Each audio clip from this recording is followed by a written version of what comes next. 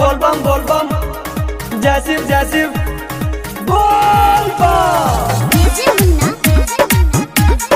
या हो या तो इसकी बाजार या तो देव घर चलो सूर्या रिकॉर्डिंग स्टूडियो।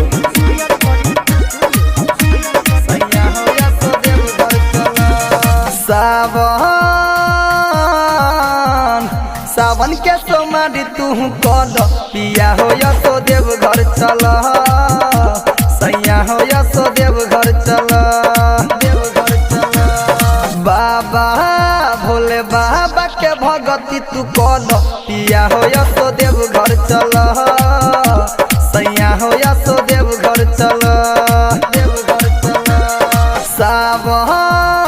सावन के सोमारी तू कल पिया हो या तो देव घर चल।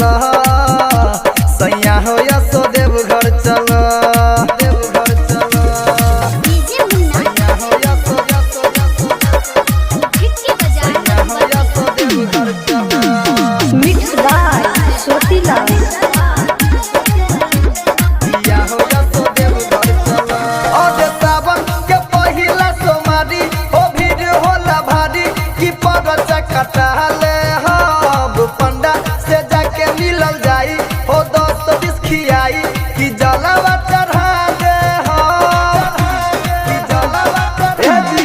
सुनी सावन के पहिला सोमारी ओ भीड़ होला भारी की पर चकटाले हम पंडा से जाके मिलल जाई ओ दोस्त बिस खियाई की जलवा चढ़ा दे हम। कावर कान्हावा पकावर तू धल पिया हो या तो देव घर चल। सैया हो या तो देव घर चल।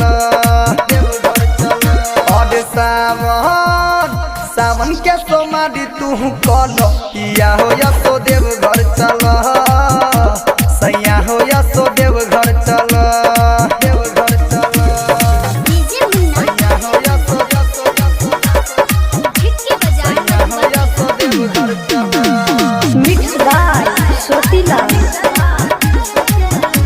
पिया हो या तो देव घर चल।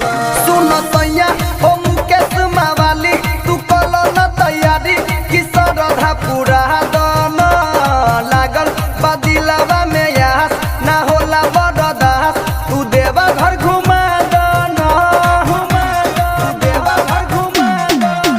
सुन सैया हो मुकेश मावाली तू कल न तैयारी कि सरधा पूरा दन लागल बदिलवा में यास ना होला बरदास तू देवा घर घुमा दन।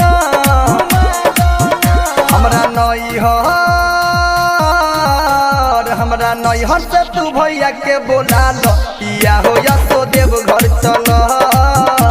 सैया हो या तो देव घर चल। देव घर चल। सावन के सोमारी तू कल पिया हो या तो देव घर चल। सैया हो या तो देव घर चल। देव घर चल। सावन के सोमारी तू कल पिया हो या तो देव घर चल। सैया हो या तो देव घर चल।